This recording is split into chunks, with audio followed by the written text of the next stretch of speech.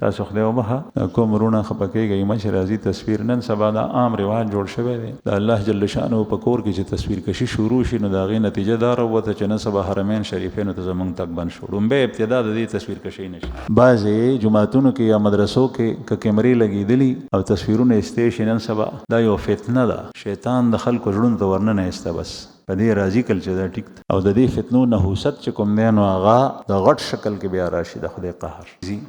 دا سیزونه معمولی نه مګڼئ دا دارالایمان دا جوړ شوی په دې اراده باندې دی چې دلته کې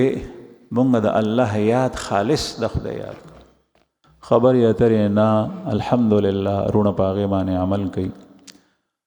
د دین نه پویه الله پاک دې د ویلو صحیح توفیق مونږ ته راکړي مونږ ډېر ګناهګار یو الله پاک دې خطا راته معاف کړي خو مقصد خپله اصلاح ده